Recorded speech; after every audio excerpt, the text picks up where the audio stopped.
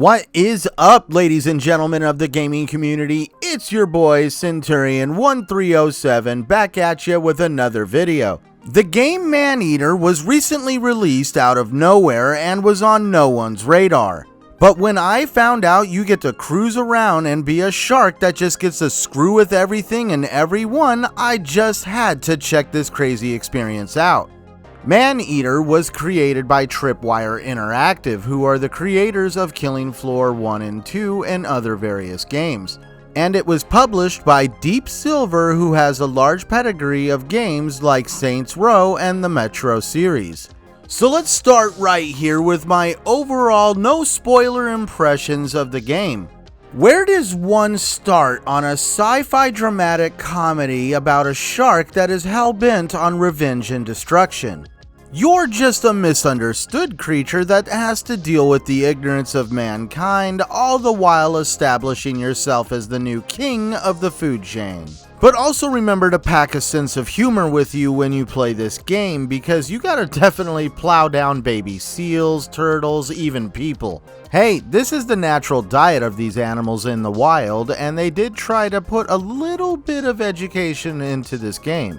As you play the game, evolve, and do challenges, tasks, and even consume things, the narrator will come in and sometimes give you little scientific tidbits on a shark's diet, growth rate, and other stuff that is actually factually true. They also try to show real-world problems and how pollution can have an effect on an animal's environment. Now, when it comes to story, I was concerned this game was going to have a very lackluster story, if any.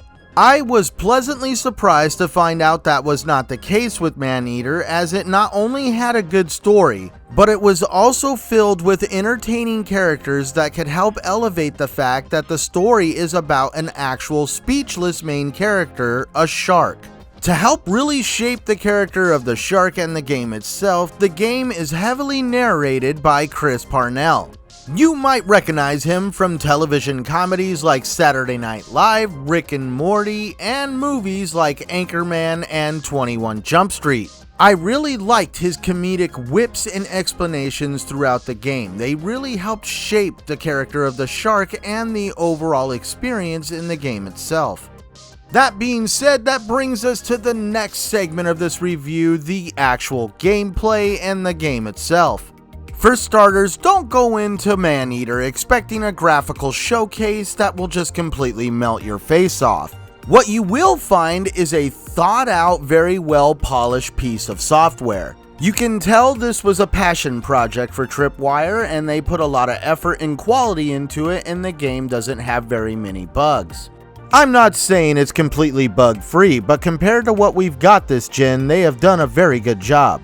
The only real bug I could seem to find was associated with the 100% complete achievement. I'm not even absolutely sure this is a bug. I think it's more of an oversight on the developer. You have to be able to do a random task that is not labeled in the game anywhere to get this achievement. The game's world map is a healthy size. It's made up of regions that are meant to simulate different aquatic environments. These range from swamps to sandy beaches all the way to the great open ocean. These regions are also populated by an amazing amount of wildlife that are specific to that ecosystem's food chain. And for you explorers, there is also a respectable amount of collectibles that you can look for throughout the game.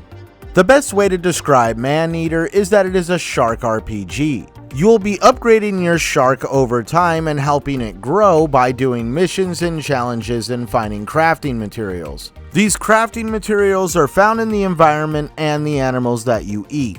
You will go through various life stages of the shark as you level it up. This is where it gets a little science fiction, as you can unlock upgrades that you can apply to the shark that gives it superpowers. Applying some of these upgrades affects the physical appearance of the shark. By mixing and matching some of them, you can create a pretty amazing looking monstrous animal.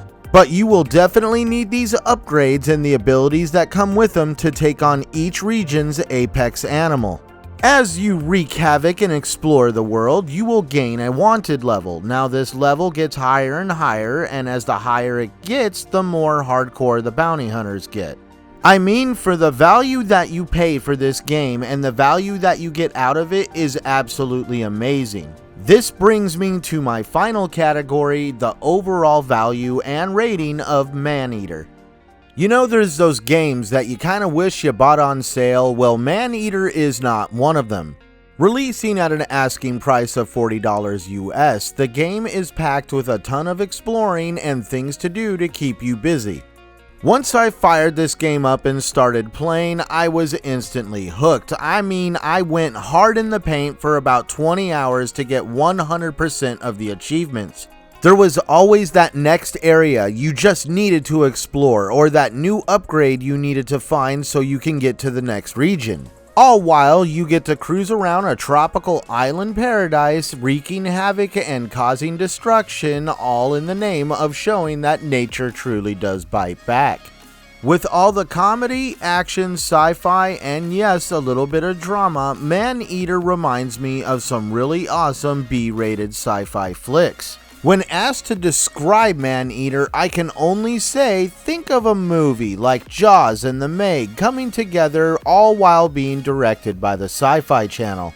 I really hate putting numbers on reviews, but to give one to ManEater, I would have to say it deserves an 8. It's not anything absolutely groundbreaking, but it is definitely worth the asking price, and it is definitely worth the play. ManEater for me was a total blast to play, and it had me laughing and cracking up for hours. I could go on about this game a lot longer, but I don't want to show you any more of this game if you're interested. Go out and grab this game at whatever price you can afford it at. It is definitely worth the buy. If you want to find more game reviews just like this one, be sure to check out bg4ghub.com. There you will find numerous game reviews written by gamers just like you and me. As always, if you haven't already subscribed, please do so down below if you enjoy the content that I put out. So till next time, my friends, till we meet again, be sure to game united and stay safe out there. Thanks for watching.